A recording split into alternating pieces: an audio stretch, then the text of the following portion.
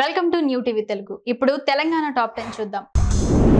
వరంగల్ పై CM Revanth Reddy వరాల జల్లు కురిపించారు.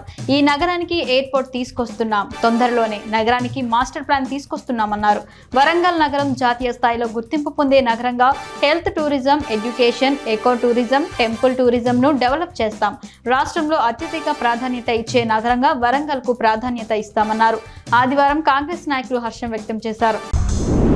ఆదిలాబాద్ పట్టణంలోని పాత మున్సిపల్ కార్యాలయం కింద గల పలు దుకాణాలు వేలం నిబంధనల ప్రకారం జరగలేదని పలు కౌన్సిలర్లు ఆరోపించారు. ఈ విషయమై తగు చర్యలు తీసుకోవాలని కౌన్సిలర్లు మున్సిపల్ చైర్మన్ కు జోగు ప్రేమందర్ కు వినతి పత్రం అందించారు. ఈ మేరకు మున్సిపల్ చైర్మన్ స్పందిస్తూ పాత మున్సిపల్ కార్యాలయ షాపింగ్ కాంప్లెక్స్ లోని దుకాణాల వేలానికి సంబంధించిన ప్రక్రియను త్వరలో చేపడతామని హామీ ఇచ్చారు.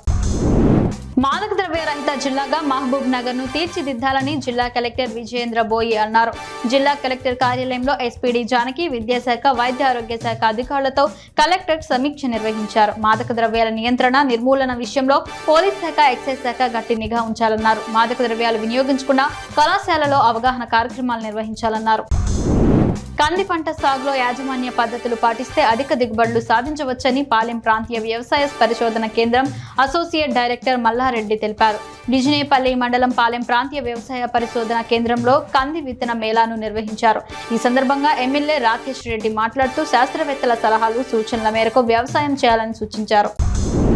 మెదక్ జిల్లా నర్సాపూర్ నియోజకవర్గం కౌడపల్లి మండల కేంద్రంలో మండల సర్వే సభ సమావేశం నిర్వహించారు. ఈ సమావేశానికి నర్సాపూర్ ఎమ్మెల్యే సునీత లక్ష్మారెడ్డి ముఖ్య అతిథిగా హాజరయ్యారు. ఈ సందర్భంగా ఆమె మాట్లాడారు. గ్రామాల్లో సీజనల్ వ్యాధులు ప్రబలకుండా ప్రత్యేక చర్యలు తీసుకోవాలని అధికారులను ఆదేశించారు. చెన్నూరులోని ప్రభుత్వ ఆసుపత్రిలో మౌలిక వసతులు కల్పించాలని బీజేపీ ఆధ్వర్యంలో ధర్నా నిర్వహించారు. ఈ సందర్భంగా BJP Peddapalli parliament convener Nagunuri Venkateswara Goud మాట్లాడుతూ గత ప్రభుత్వం నిర్మించిన 30 పడకల ఆసుపత్రిలో కనీస వసతులు లేక రోగులు ఇబ్బందులు పడుతున్నారన్నారు. వెంటనే ఆసుపత్రిలో ఎక్స్రే, సిటీ స్కాన్ ఏర్పాటు చేసి డయాలసిస్ అందరికీ అందుబాటులోకి తేవాలని డిమాండ్ చేశారు.